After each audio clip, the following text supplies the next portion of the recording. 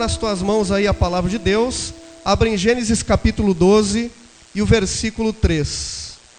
Gênesis 12, 3. Nós estamos falando sobre família e hoje eu vou falar sobre a graça de Deus nos muitos aspectos da família. Vamos falar junto isso, irmãos? Vamos lá. A graça de Deus nos muitos aspectos da família. Agora nos próximos meses, como faz 8 anos que a gente ministra sobre família, eu vou preparar um livreto com todas as ministrações de todos esses 8 anos e não sei como que eu vou fazer, mas vou entregar para cada família da igreja agora nos próximos meses um livreto com todas as mensagens para você relembrar, estudar, quem sabe abençoar outras famílias também com as mensagens, tá bom, irmãos? Todos acharam?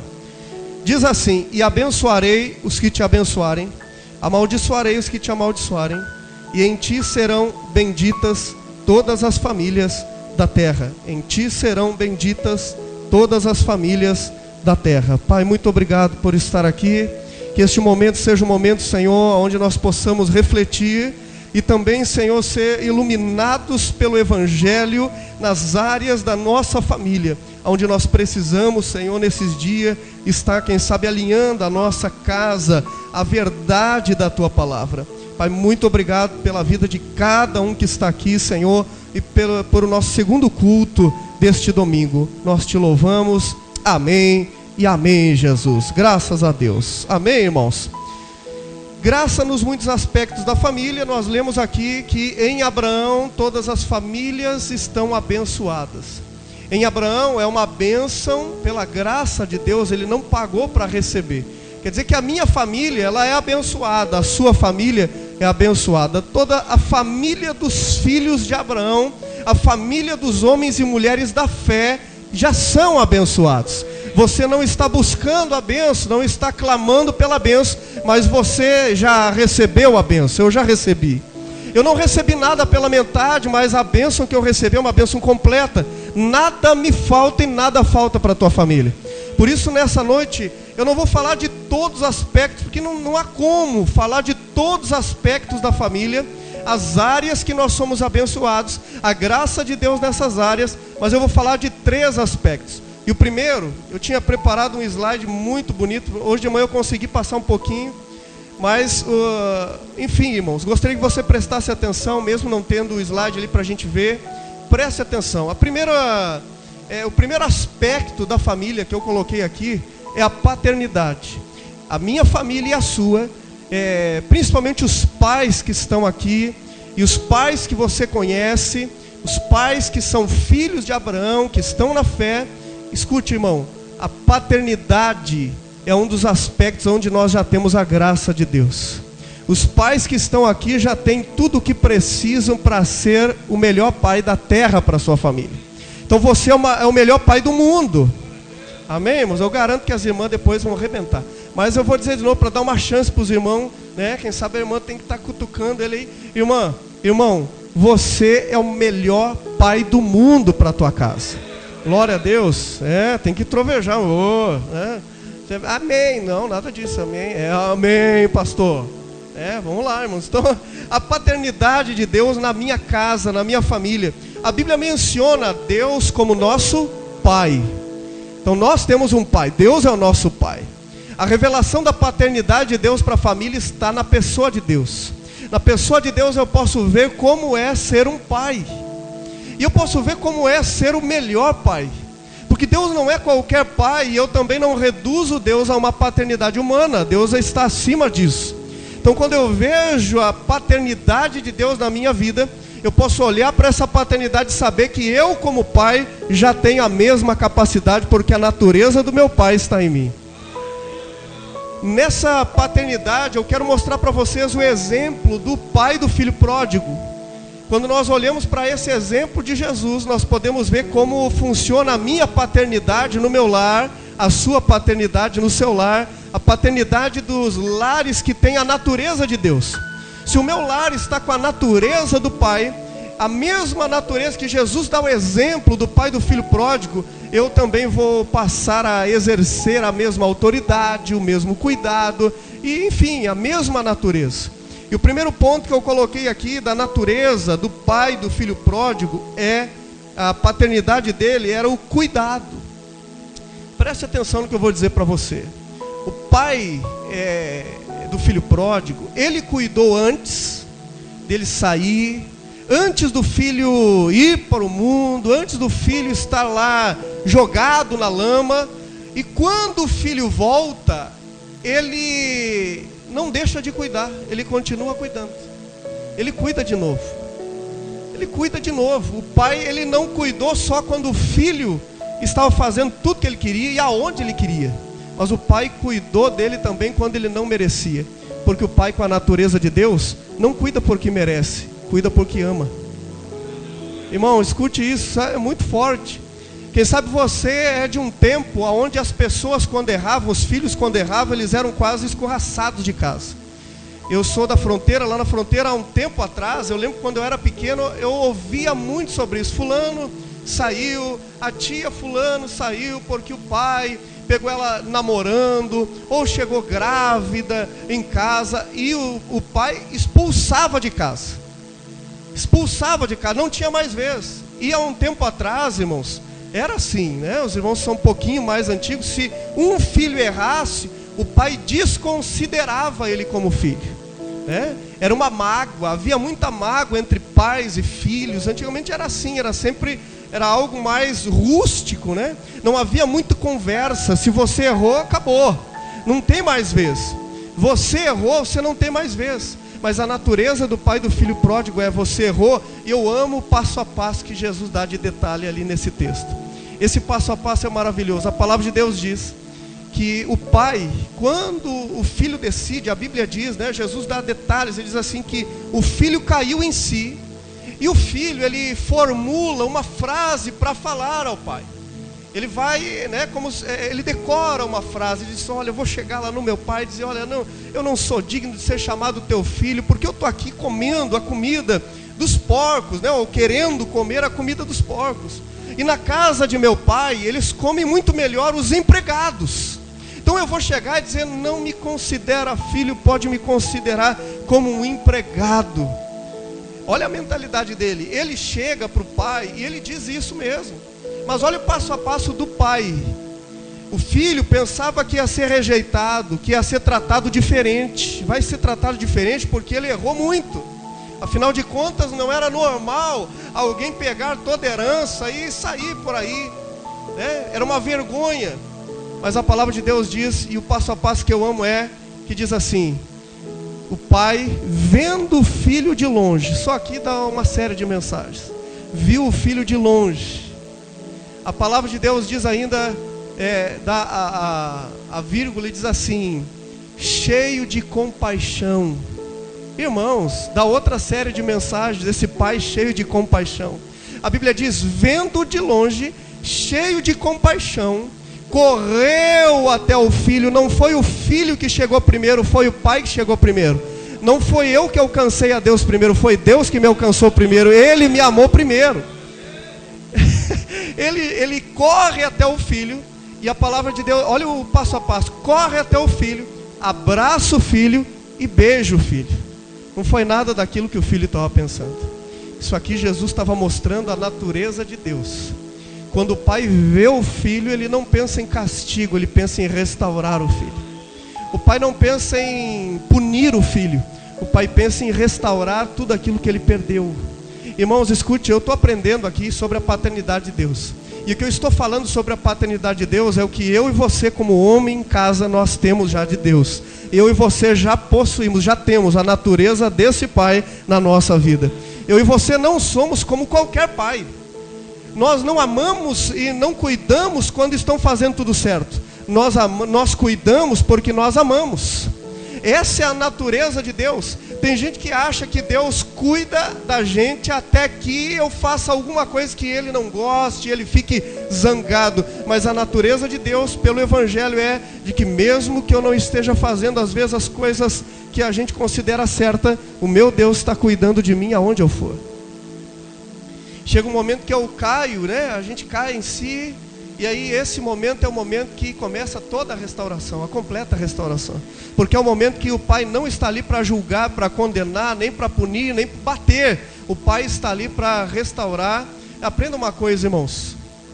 Aprenda uma coisa na família. Escute o que eu vou falar para você. Escute o que eu vou falar para você. Isso aqui a gente pode aplicar em qualquer área. Na igreja, na nossa casa, em qualquer área. Preste atenção. Quem erra na família? Quando eu erro na família, alguém errou na minha família. Quando alguém erra na família, ele não pode ser jogado fora. Ele tem que ser acolhido para dentro. Não é isso que o pai do filho pródigo fez? Quem erra na família não é jogado fora. Quem erra na família é acolhido para dentro. Se alguém erra na família, se alguém errou na minha casa, não é jogado fora. O Evangelho nos ensina isso. O Senhor Jesus disse assim: olha, aqueles que o Pai me deu, de maneira nenhuma os lançarei fora. Quando eu e você erramos na nossa casa, a nossa casa é uma casa que é cheia da graça de Deus. O meu lar que é cheio da graça de Deus, amém, irmãos? Esse lar, ele não está pronto a jogar ninguém fora, porque eu tenho a natureza do Pai que acolhe. Eu não tenho uma natureza que joga fora, eu tenho uma natureza acolhedora. Você errou, você passou. E eu sempre digo isso, irmãos, as pessoas têm que aprenderem que 1 minuto atrás é passado. Tem gente que 1 minuto atrás ela traz e guarda, e a mágoa acompanha ela, e ela sempre está trazendo aquele minuto que passou, aquela hora que passou, e aquele passado ela sempre traz. Irmão, passado, deixa no passado, se você quer viver melhor. Deixa. Sabe que o pai, ele vê o filho, e o filho tenta argumentar. Olha, pai, o pai não fala nada para ele. Ele abraça, ele beija ele, ele fala com os empregados assim, olha, o filho falando ali, né, dizendo, me trata como um dos seus empregados. E o pai diz assim, traga uma roupa, vamos trocar a roupa dele. Ele falando ali, o pai traz agora um calçado, vamos colocar nos pés dele. Ele continua tentando argumentar, quem sabe ali, né, tentando dizer alguma coisa, e o pai traz um anel. Cada vez melhorava. Irmãos, escute, você não precisa se sentir culpado de nada na sua casa, na sua família. Tem pessoas que chamam um peso para ela que não é necessário. Eu vou falar isso agora quando eu falar para as mães. Chama um peso que não é necessário. A palavra de Deus mostra que o Pai só trouxe restauração. Irmãos, eu e você como pais na nossa casa, a gente não precisa estar pronto e não tem que estar pronto a punir. Nós temos que estar pronto a restaurar a nossa casa. Deus me deu, a família é uma graça. A família é graça de Deus. A família, ou você pagou para ter a família? Você pagou pela família? É graça de Deus. Você recebeu de Deus. Foi uma dádiva que Deus deu para você. Então eu e você temos tudo que nós precisamos aonde? Na família. Ali na família, quando alguém erra, manifeste graça. Alguns dias atrás aqui eu preguei graça em todas as áreas da nossa vida, lembra? Então, tem gente que parece que nem entrou aqui. Bateu aqui, eu acho que bem na hora que ia entrar aqui, passou a mosca e pegou a palavra. É graça, irmãos. Você entende isso?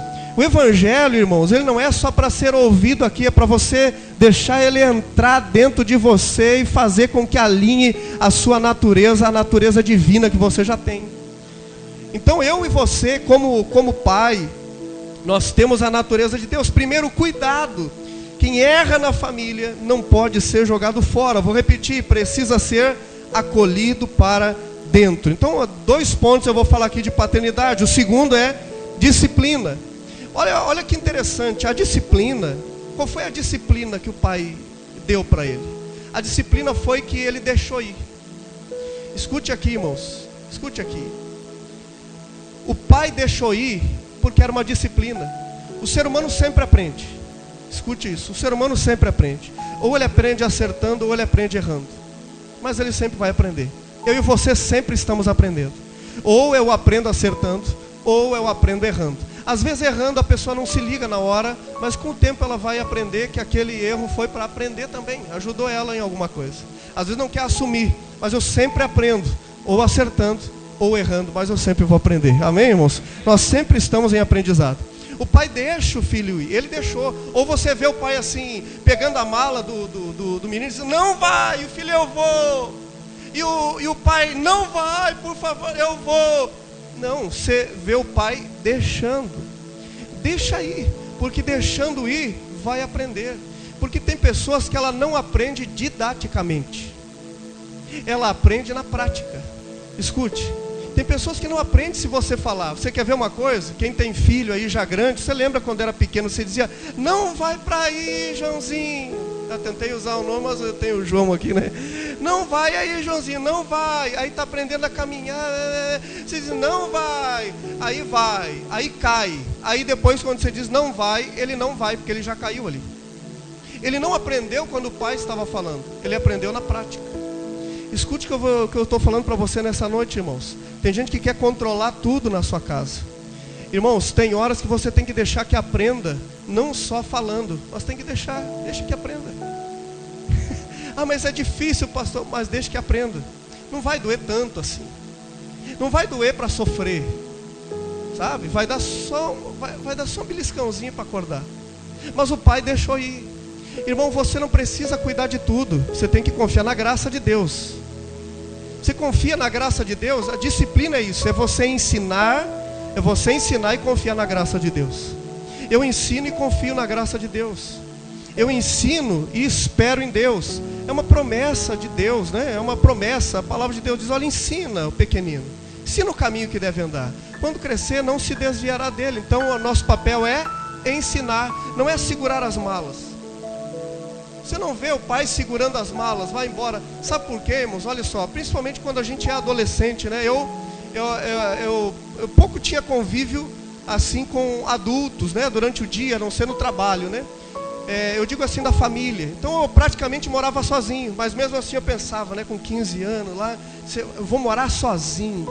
Primeira coisa, né? Quando a gente está crescendo ali, quando eu fizer 18 anos eu vou morar sozinho. Porque ele acha que o botijão de gás, ele ora de: Senhor, está acabando o gás. Ele acha que o papel da luz, sei lá o que acontece, como paga. Ele acha que é só ir na lotérica e dizer assim: alguém paga para mim? Porque na cabeça do adolescente ou das pessoas que não têm maturidade, ela pensa que a responsabilidade não é tão grande assim, morar sozinho. Então na cabeça dela é divertido. Tem pessoas que ela é assim, aventureira, quer ser aventureira, ela sai fora da realidade, quer ser aventureira, né? Agora, olha só, que nem quando nós casamos, né? A pastora tinha 18, eu tinha 18 anos, a pastora 17. Aí a gente foi fazer o rancho, né? Depois ali, vamos fazer o rancho. Aí tu imagina, né? Que rancho que deu, né? Eu não sei se o rancho deu por mês, né? Nem sei onde ela está agora. Ah, foi ali na escolinha. Então, eu nem sei se deu para o mês, né? A gente foi, rancho, vamos fazer um rancho. Sem mais, né? Aí vai o pessoal sem maturidade fazer um rancho. O que eles fazem quando são novos, irmão? Faz um rancho lá, não dá um mês, daí outro mês, outro mês, não, vamos pegar bastante arroz. Vamos pegar bastante feijão, vamos pegar bastante massa, vamos pegar carne, azeite, né? Mas o salgadinho, não, acho que o salgadinho foi muito mês passado. Iogurte, agora, claro, agora lá em casa tem iogurte por causa das crianças, né?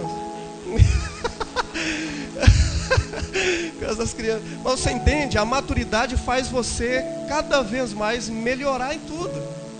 Então, como que se aprende isso? Mas se o pai e a mãe dizem assim: olha, não vai dar para o mês esse rancho, o que vai fazer? Dá sim, né? A gente se vira. Dá metade do mês, está pedindo para o pai e para a mãe: me ajuda aí, porque não deu mesmo. Então aprende como, irmão? Na prática. Você entende que nem tudo você precisa estar cuidando, você ensina. Porque a maioria das vezes nós vamos aprender na prática. A maioria das vezes nós, como pais, como pais e as mães aqui, você não tem que querer que a pessoa faça tudo que você está dizendo. Você ensina, mostra o caminho. Mas às vezes, nesse caminho, essa pessoa vai cair, mas ela vai aprender com a queda. Mas eu vou estar lá, pastor, porque tem gente que é super protetor, né? Mas eu vou estar lá, pastor. Não, às vezes você não vai estar lá, e aí vai aprender melhor ainda. Você não está na escola quando o seu filho está lá. Você tem que ensinar como ele se portar lá e confiar na graça de Deus. Não é isso que tem que fazer? Você tem que usar fé quando o seu filho vai para a escola, porque você não está lá. Você usa fé quando ele vai para a escola, porque você não sabe como é ensinado as outras pessoas que estão na escola. Você não sabe como são os professores que estão lá, você não sabe. Você tem que usar o quê? Fé. Quando você entrega ele para Deus, você já ensinou o que precisava ensinar, Irmão, você fez a sua parte. A graça de Deus que Deus colocou em você para você usar como pai, você usou. Então agora confie na graça de Deus. Deixe Deus fazer. Quem sabe eu estou falando com pais que estão preocupados com algum filho seu. Se está preocupado com alguma coisa na sua casa, eu estou dizendo para você, confie na graça de Deus. Ela não falha, confie no Deus Todo-Poderoso. Ele é um pai que cuida de nós. Aleluia.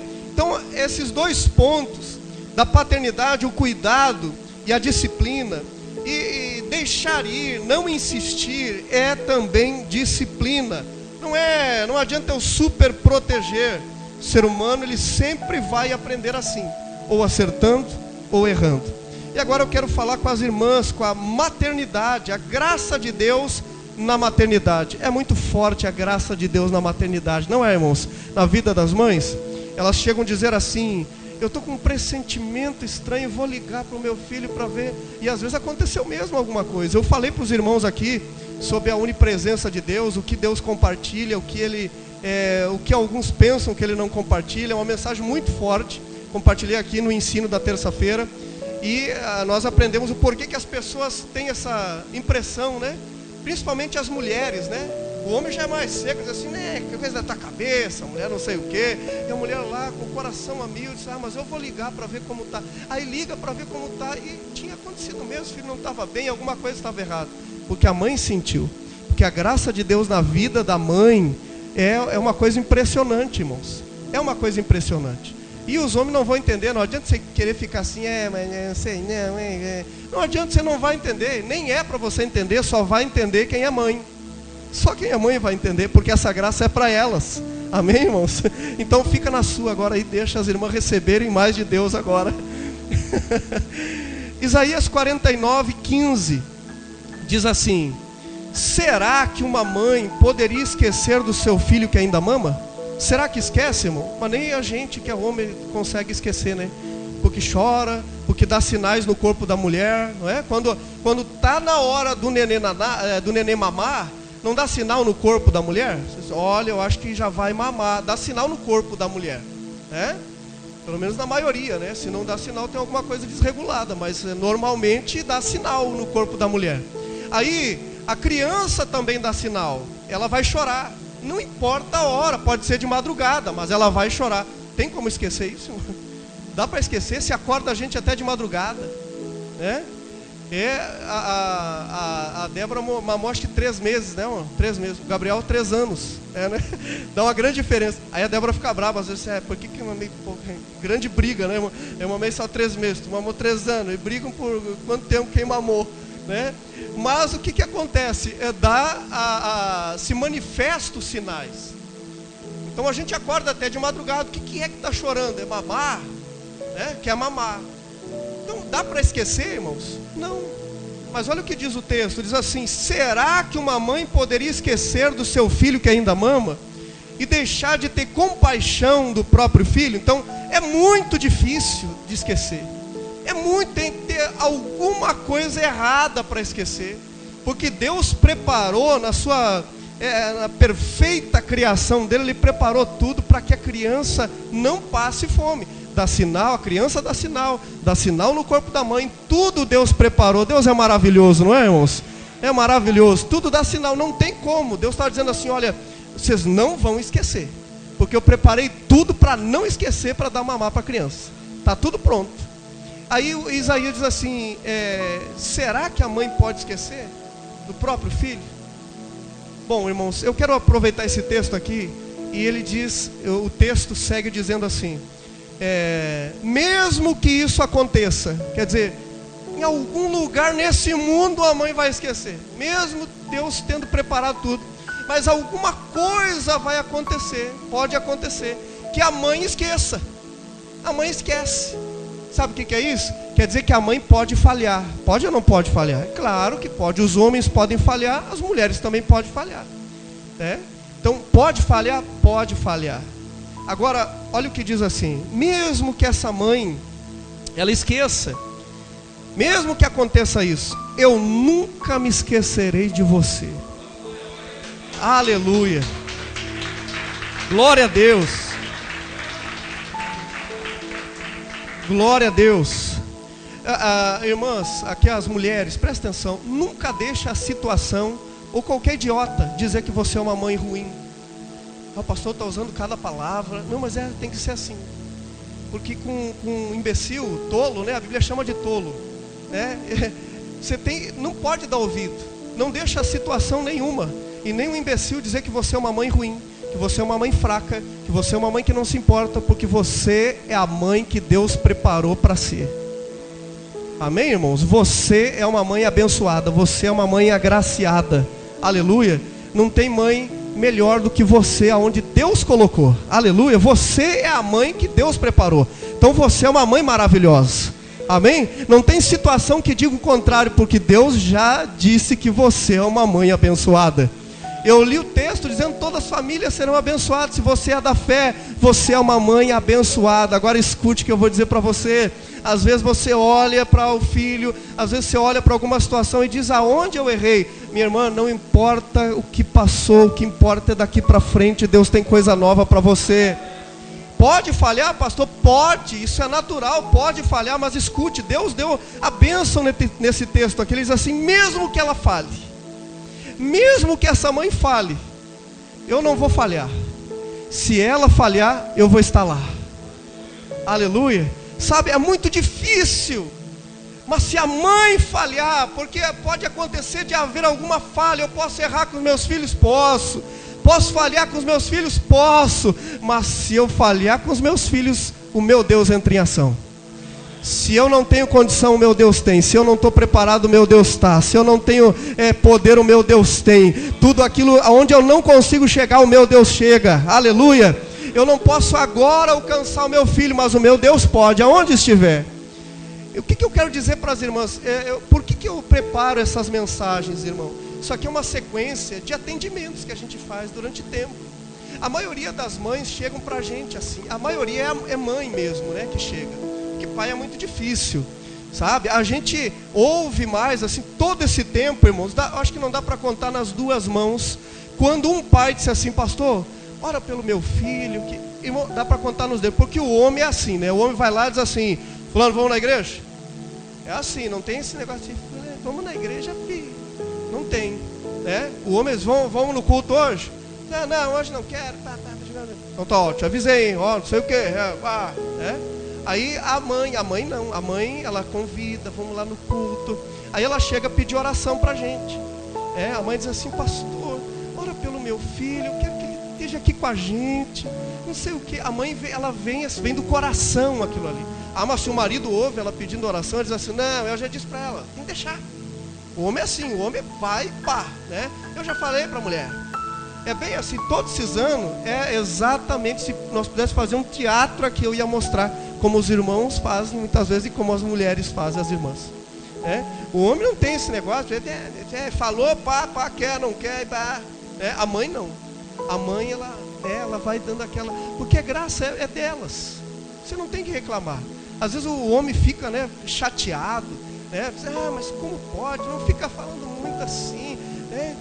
Você tem que entender que, se quer, não quer. Não, mas Deus deu isso para elas. Você não tem que se meter no que Deus deu para elas. Irmãos, fica na sua. Você tem graça de pai, você não tem graça de mãe. Fica na sua. Deixa elas buscar pelos filhos. Deus deu graça para elas. Elas vão falar quantas vezes quiser com os filhos, porque Deus deu graça para elas serem mãe. Aleluia. E elas vão ser mãe. E a mãe que Deus chamou elas para ser. A gente chega, é muito diferente quando a gente trata com o homem e com a mulher, irmãos. É muito diferente. O homem não tem esse negócio. Ele diz: Senhor, pai, eu estou te entregando nas tuas mãos.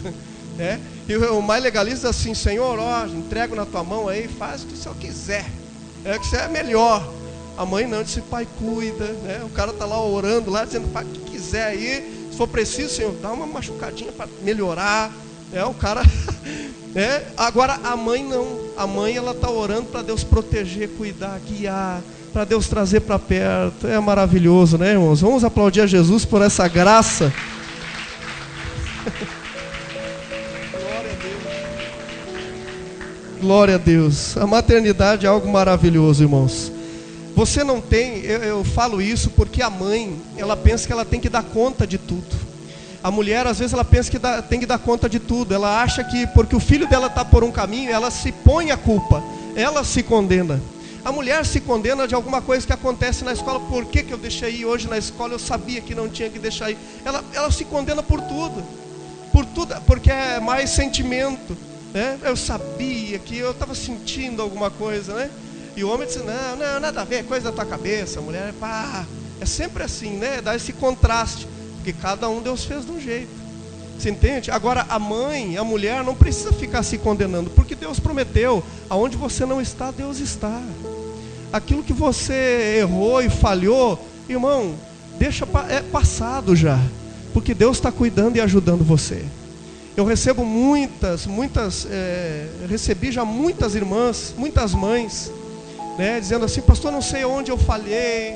A gente fazia isso, eu não sei onde eu falhei, não sei o que eu fiz, sempre se condenando. Não é, irmão, a gente ensina, a gente disciplina, né? A gente ensina. Agora a gente tem que confiar que Deus vai cuidar de tudo. E o terceiro ponto que eu quero falar, falei de paternidade, falei de maternidade, tinha até de maternidade de manhã, hoje pela manhã eu falei até mais. Mas eu vou parar por aqui, porque a maioria aqui já ouviu bastante eu falar sobre isso nas outras ministrações.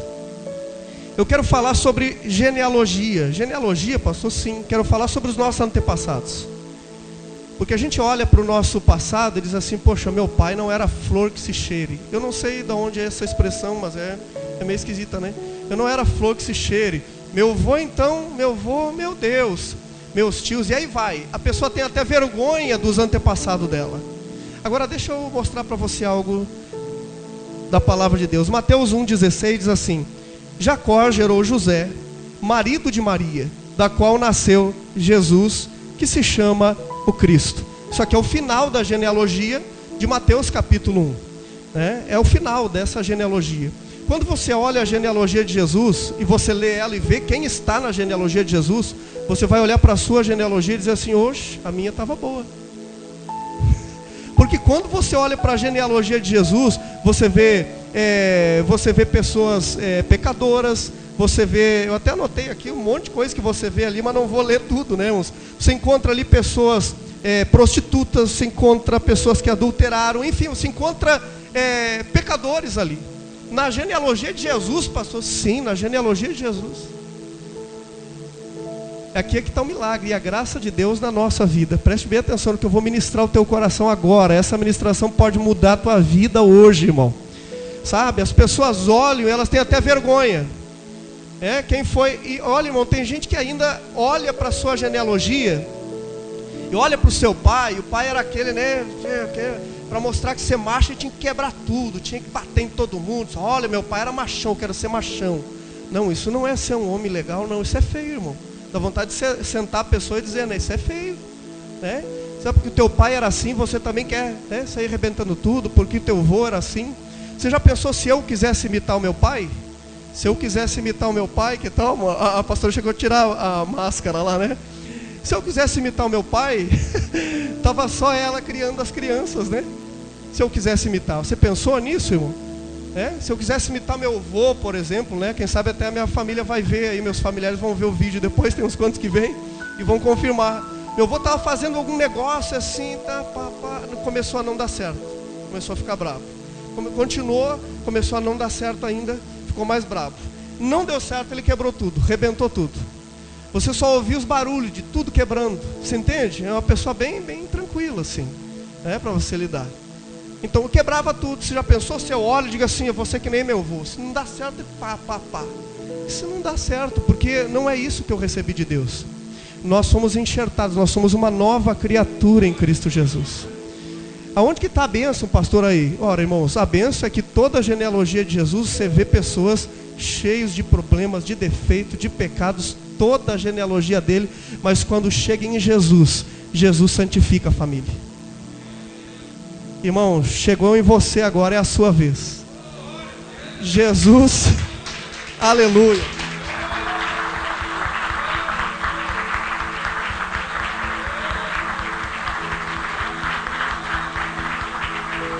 Glória a Deus. Quando chegou em Jesus, Jesus assume e diz assim: poxa, a partir de agora é um novo tempo para minha família, é um novo tempo para minha geração, é um novo tempo para tudo. Eu santifico tudo. Não importa como foi meu pai, não importa como foi minha mãe, não importa como foi meu avô, não importa quem era, o que importa é que a partir de agora tudo vai ser diferente. A partir de mim agora vai se levantar uma geração de adoradores. A partir de mim vai ser uma geração que ama a Deus. A partir de mim agora vai ser uma geração que anda com Deus, uma geração que vive com Deus. A partir de mim vai ser tudo abençoado. Aleluia. Ah, mas pastor, acho que tem uma maldição na minha família. Não, não tem nada, porque você é a própria bênção, irmão. Aleluia. Paternidade, graça de Deus na paternidade. Os pais aqui estão abençoados. Graça de Deus na maternidade, meu irmão, é lindo. Deus, Ele já derramou sobre nós tudo isso. E na minha genealogia, os meus antepassados, quantas pessoas você vai conversar e ela tem vergonha de dizer até o sobrenome dela, né? Eu até tinha de dizer, mas não por causa da família, porque é esquisito, né? Parecia que toda hora estavam tomando posse, né? De China, né? Meus. Aí eu ficava meio assim sempre. Aí depois isso passou, e eu disse: não, eu sou a própria bênção. Eu sou a bênção. Você entende, irmãos? Eu sei que a partir de hoje, na sua família, não importa o que passou e como eram. Não importa, porque a partir de hoje eu vou abençoar a minha família. Eu vou ser a própria bênção. Eu espero que nesse seminário da família, irmãos, nesse 8º seminário da família, você possa ter um tempo novo com a sua família, com a sua casa. Que você possa ter um tempo, irmãos, onde você veja que Deus tem sido gracioso com a sua família. Que a sua família é uma bênção, que a sua família é abençoada. Que você possa ser compreensivo, como eu falei ali, né? Quem erra na família não é jogado fora, é acolhido para dentro. E assim também, quero aproveitar essa deixa e dizer que na igreja tem que ser assim. Quem erra tem que ser acolhido e não jogado fora. Quem erra no nosso meio, em qualquer área da nossa vida, nós temos que trazer mais perto. Mais perto, mas estou com uma raiva, pastor, mas não interessa, traga mais perto. Essa raiva troca pelo perdão. Essa raiva troca pela graça. Essa raiva que você está, troque pelo Espírito que está dentro de você, pela sua nova natureza. Ou seja, pare de olhar para essa raiva e olhe para o Espírito da graça que está dentro de você. Que nesse seminário da família, a minha família e a tua, nós venhamos viver um tempo maravilhoso com Deus. Amém, irmãos? Vamos orar juntos?